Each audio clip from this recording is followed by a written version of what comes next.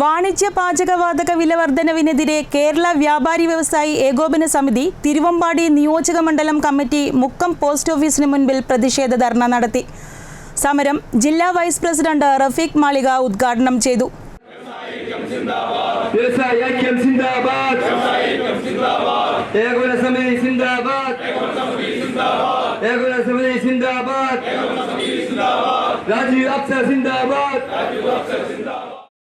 വാണിജ്യ പാചകവാതകക്ഷാമം രൂക്ഷമാവുകയും ഹോട്ടലുകളും കാറ്ററിംഗ് സ്ഥാപനങ്ങളും ഉൾപ്പെടെ വലിയ ദുരിതത്തിലാവുകയും ചെയ്യുകയും വാണിജ്യ പാചകവാതകത്തിന് വില വർദ്ധിപ്പിക്കുകയും ചെയ്ത സാഹചര്യത്തിലാണ് കേരള വ്യാപാരി വ്യവസായി ഏകോപന സമിതി തിരുവമ്പാടി നിയോജക മണ്ഡലം കമ്മിറ്റിയുടെ ആഭിമുഖ്യത്തിൽ മുക്കം പോസ്റ്റ് ഓഫീസിന് മുമ്പിൽ പ്രതിഷേധ ധർണ സംഘടിപ്പിച്ചത്.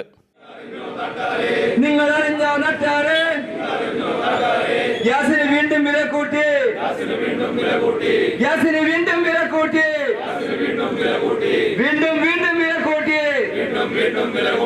വീണ്ടും വീണ്ടും വില കൂട്ടി, 1000 രൂപ വില കൂട്ടി. നിരവധി പ്രവർത്തകരാണ് സമരത്തിൽ പങ്കാളികളായത്. ധർണ വ്യാപാരി വ്യവസായി ഏകോപന സമിതി ജില്ലാ വൈസ് പ്രസിഡന്റ് റഫീഖ് മാളിക ഉദ്ഘാടനം ചെയ്തു.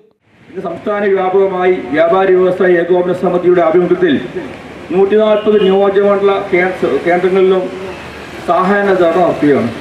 കേന്ദ്ര സർക്കാർ വാണിജ്യ ഗ്യാസ് സിലിണ്ടറിന് ഭീമമായ വർധന വരുത്തിക്കൊണ്ട് വ്യാപാരി സമൂഹത്തെ ദ്രോഹിക്കുന്ന നടുവായി മുന്നോട്ട് പോകുന്ന സമയത്താണ് വ്യാപാരി വ്യവസായി ഏകോപന സമിതി ഇതുപോലെയുള്ള ധർണാ സമരവുമായി മുന്നിട്ടിരിക്കുന്നത്. മണ്ഡലം പ്രസിഡന്റ് പി പ്രേമൻ അധ്യക്ഷനായി. ജില്ലാ ട്രഷറർ ജിജി കെ തോമസ് മുഖ്യ പ്രഭാഷണം നടത്തി.